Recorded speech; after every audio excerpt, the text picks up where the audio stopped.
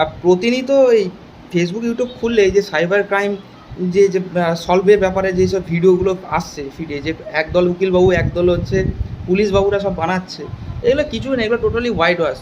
আপনাদের আমি শর্টে শার্টে বলে দিচ্ছি যে কী মানে ব্যাপারগুলো কী। এগুলো কিছুই না, একজন কারোর সাথে ফ্রড হয়েছে, সেই সাইবার ক্রাইমে গিয়ে মামলা করেছে, মানে একদিন কমপ্লেন জমা করেছে, সঙ্গে সঙ্গে একটা অ্যাকনোলেজমেন্ট নাম্বার তৈরি করেছে। এবার সেখান থেকে সেই যাদের কাছে টাকা গেছে তাদেরকে ওই first layer, second layer, third layer এই হিসেবে বলছে। এবার এগুলো ব্যাপারটা কি, আপনি যখনই সলভ করতে যাবেন তখনই আপনি পড়বেন বিপদে। কীরকম?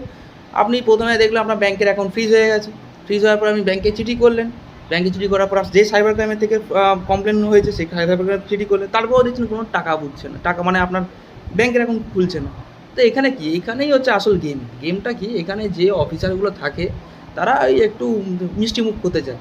আর মিষ্টিমুখ করতে যায় মানে আপনি দেখবেন যাদের সাইবার ক্রাইমে যে লিয়েন উঠে গেছে তারা দেখবেন উকিলবাবু পাঠাচ্ছে বা বিভিন্নভাবে ডাইরেক্ট অফিসারের সাথে কথা বলে, তাদেরকে নিজেদের আপনি 1 to 1 জিজ্ঞেস করবেন কী ব্যাপার, যে হয়েছে 10,000 টাকা খরচা করেছে বা 20,000 টাকা, কেন না সে হয়তো বলেই দিয়েছে যে তুমি ইনভেস্টিগেশন অফিসার নিজে থেকেই বলেছে যে আমাকে মিষ্টি মুখের জন্য এত টাকা জিনিস এত জিনিস লাগবে, না দিতে পারলে আমি তুলে রাখবো, আমি আমার ইনভেস্টিগেশন পারপাসে রাখবো, হয়তো কোনো দরকারই নেই, ইচ্ছে করে বেড়ে রেখে দেবে।